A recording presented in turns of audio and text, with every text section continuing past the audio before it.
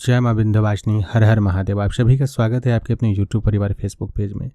क्षेत्रपाल की पूजन की अनिवार्यता तंत्र के प्रत्येक क्षेत्र में है। वेदोक्त, शास्त्रोक्त या तंत्रोक्त तीनों प्रकार के अनुष्ठान में क्षेत्रपाल पूजन अवश्य ही होते हैं। वैदिक विधानों में जहाँ 49 मंत्र उनके मिलते हैं, वहीं तंत्रोक्त अनेक स्त्रोत, स्तुति इत्यादि भी क्षेत्रपाल के मिलते हैं।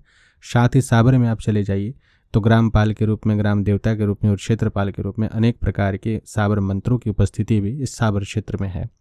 आप सभी को यह अवश्य जानना चाहिए कि जितने भी पौराणिक कथाएं हैं उनमें भी क्षेत्रपाल की उपस्थिति दर्शाई गई है।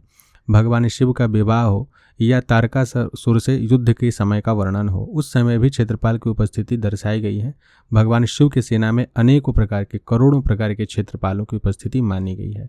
क्षेत्रपाल आखिर कौन होते हैं? सर्वप्रथम जिस स्थान पर मनुष्य निवास करने लगते हैं तो उनकी एक सीमा होती है। उस सीमा तक माना जाता है कि यह एक क्षेत्र है। ये जैसे गांव हो गया, गांव की एक सीमा निश्चित और निर्धारित होती है कि इस सीमा के पश्चात दूसरा गांव आरंभ होने वाला है।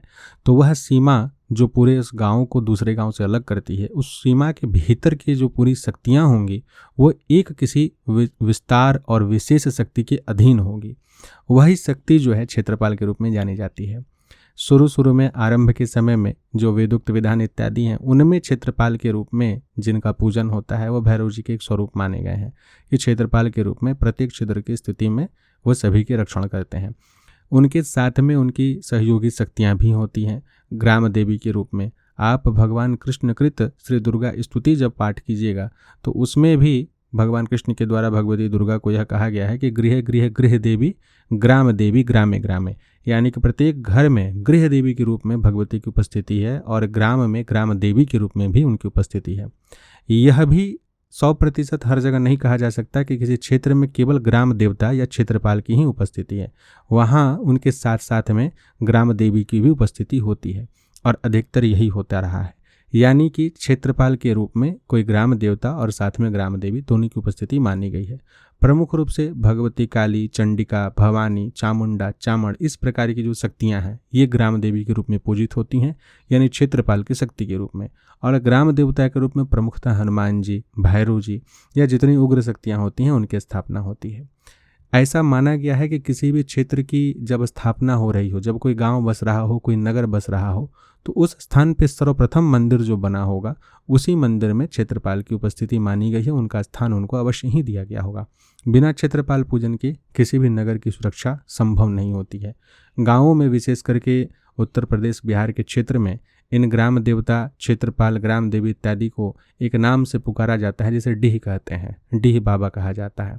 साथ ही आप सभी उत्तर प्रदेश, बिहार में जाइएगा तो भगवती शीतला की एक स्वरूप हैं जो 7 बहन में से एक बहन मानी जाती है, जिनको भगवती सायर बोलते हैं, सायर माँ। इनको ही ग्राम देवी के रूप में अनेकों जगह पूजा जाता है।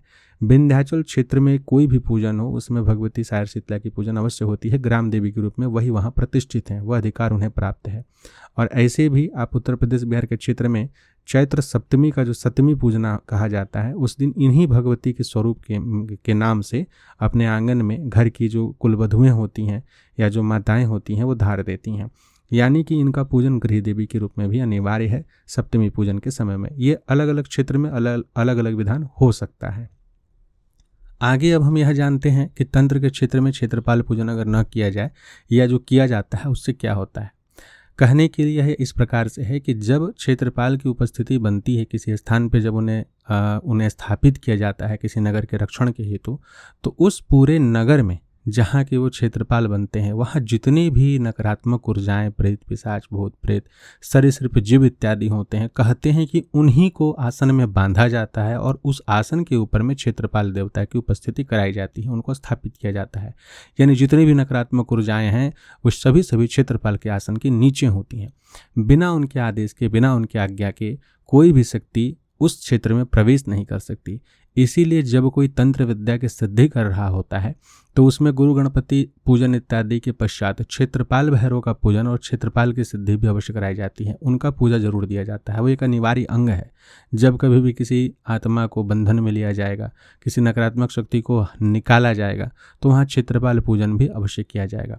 या कोई तांत्रिक हैं, किसी प्रकार की सिद्धि किए हैं, किसी विशेष क्षेत्र से, और जब अपनी शक्तियों का आवाहन करते हैं तो वहाँ क्षेत्रपाल के नाम का पूजन धार जरूर देते हैं, ताकि उन शक्तियों के आने में किसी प्रकार की कोई कठिनाई ना हो, प्रवेश में कोई रोक ना लगे। तो इस प्रकार से क्षेत्रपाल जो हैं कहीं ना कहीं कोतवाल के स्वरूप में होते हैं। किसी नगर की सीमा पे बिना उनके आदेश और आज्ञा की कोई भी बाहरी शक्ति प्रवेश नहीं कर सकती। जो लोग तंत्राघात करते हैं, अभिचार प्रयोग करके किसी को कष्ट और हानि पहुंचाते हैं, वो लोग क्षेत्रपाल की पूजन को दे करके ही अपनी शक्तियों का चालन करते हैं, अभिचारिक प्रयोग इत्यादि करते हैं। अगर कोई व्यक्ति एक ही स्थान का रहने वाला है और उसने अपने शत्रु के ऊपर अभिचारिक विद्या का प्रयोग कर दिया है तो थोड़ा कठिन हो जाता है, क्योंकि दोनों के क्षेत्रपाल एक होते हैं। एक व्यक्ति वहाँ रहते हुए उनका पूजन नियमित रूप से दे रहा है और दूसरा व्यक्ति कहीं ना कहीं उससे परेशान हो रहा है। कहने के लिए तो ये कहा जा सकता है कि तो न्याय के देवता है, न्याय प्रधान देवता है, फिर कैसे वो ऐसे गलत व्यक्ति का साथ दे रहे हैं। इसमें यही कहा जा सकता है कि यहाँ पे आप भाव प्रधानता नहीं बल्कि क्रिया प्रधानता देखें। क्रिया के कारण ही, इन्हीं क्रियाओं के कारण ही मल्ला और मणि के द्वारा भगवती महाकाली एक यंत्र में बंधित हो गई थी और भगवान शिव को अघोरेश्वर स्वरूप का अवतार लेना पड़ा था, अघोरी स्वरूप को धारण करना पड़ा था। तो यह एक विद्या है, इसकी काट विद्या के द्वारा ही होती है।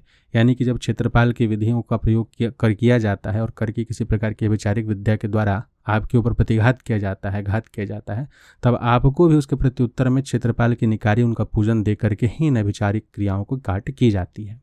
इस प्रकार से आप साबर के भी क्षेत्र में अगर चले जाइए तो उनमें भी ग्राम देवता, ग्राम देवी के रूप में अनेक प्रकार के मंत्र मिलेंगे।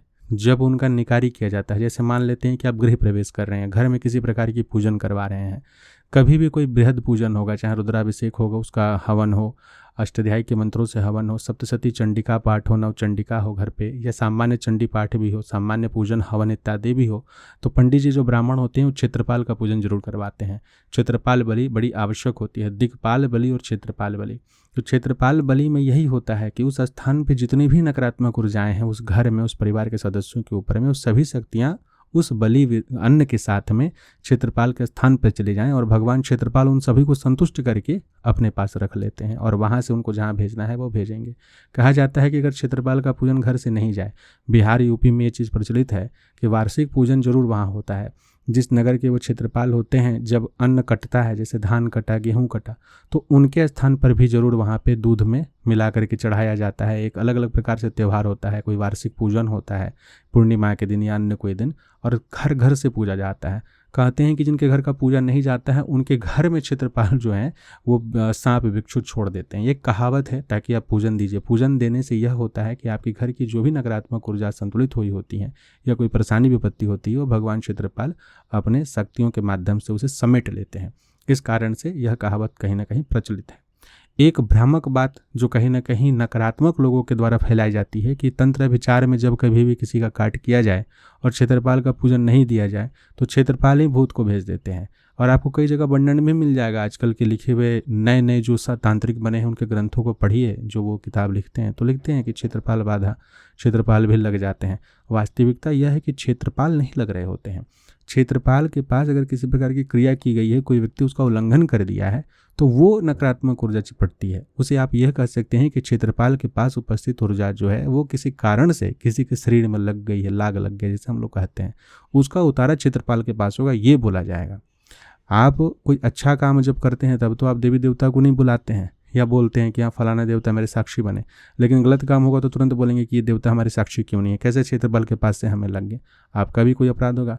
उदाहरण के लिए मान लीजिए कि किसी वृक्ष के पास आपने जाकर के पेशाब कर दिया, वो वृक्ष जो है कोई देव वृक्ष हो, उस पर किसी की उपस्थिति हो, ऐसी स्थिति में क्या होगा कि क्षेत्रपाल के पास की कोई ऊर्जा आपके साथ लग जाएगी, अगर वो आसपास का वृक्ष हुआ तो, और फिर वो आपको परेशान करेगी। तो ऐसा नहीं है कि क्षेत्रपाल का पूजन नहीं देने से ऐसा कुछ होगा। हाँ, अगर कोई तांत्रिक आपके ऊपर अभिचारी क्रिया किया है और जो तांत्रिक आपका काट कर रहा है, काट करने वाले तांत्रिक ने अगर कह दिया है कि क्षेत्रपाल का पूजन जरूर दे देना, इसका मतलब यह है कि उसने पूजा नहीं दिया है, आपके माध्यम से वो दिलवाना चाहता है। अगर आप पूजा नहीं दीजिएगा तब आपको दिक्कत होगा। ये एक विद्या की बात होगी, अनिवार्यता नहीं है। ये उसकी अनिवार्यता है, उस व्यक्ति की अनिवार्यता है जो इस प्रकार की विद्या का प्रयोग कर रहा है। तो आशा करते हैं कि इस विषय से आप सभी लाभ उठाएंगे। आगे साथ बने रहिए और भी इस विषय पर और महत्वपूर्ण जानकारी आप सभी के समक्ष रखते रहेंगे। जय मां विंध्यवासिनी। हर हर महादेव।